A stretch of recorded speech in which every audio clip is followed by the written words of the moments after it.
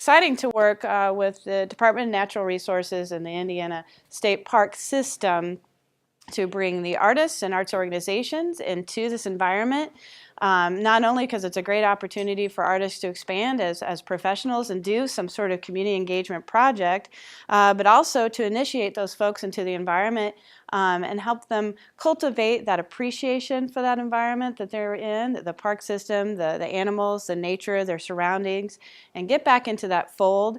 We're so easily in the technological environment now. It's great that you guys are interested in coming into the fold and helping people celebrate and reacquaint themselves with the natural environment. So I'm very appreciative to the park system and certainly the Dunes for hosting us, and not only here today, but the many artists who have projects in the Dunes during this particular grant cycle. So we're going to be expanding it to be inclusive of the state historic sites, specifically the state's historic sites, of which there are 11. So some of you may be of interest in that platform as well. But the focus of today is to think about arts as community engagement for artists in particular, and from the lens of the state park system. And I want to appreciate and thank Greg for being here today, and he's going to be speaking with you. He's one of the interpreters. And Luann Holliday, who's helped put all of these workshops together. And then Carissa Carmen, who is an artist who's been doing public arts projects with different communities for quite some time, is going to be speaking about those experiences. And then I'm going to be talking about not only our grant program, but just kind of best practices in authoring a grant in general. And that'll be kind of the summary of what we're going to do today. People can make a difference in the park. This park is here because a lot of dedicated folks worked to get it, and it opened in 1925. As a result of these efforts, we have 2,100 acres of marvelous park here now, surrounded by the national park. We would just appreciate any consideration that you can do in your projects, and any reinforcement of what Paige mentioned of leaving the natural as it is. If you can get those points across in your art, that would be a wonderful thing to do. The campsite, the area itself, we've got 140 campsites.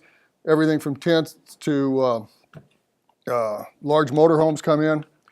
The general visitor profile, we have campers, both weekends and week-long. We have a lot of day users for picnic and hiking. A lot of visiting groups come in for nature programs, school groups, spring and summer, scouts, other volunteer service. And we have a lot of those are in the group camps. And of course, we have a lot of beach growers, as you noticed when you tried to come in today. There's a few points that would be nice, again, if we could reiterate about how to deal with the park, with the element that we're working in here. Please contact park staff as soon as possible in the planning process. Park staff is really helpful with everybody, and a lot of bright people work here. They'd be willing to help, do whatever they can. Visit the property as soon as possible.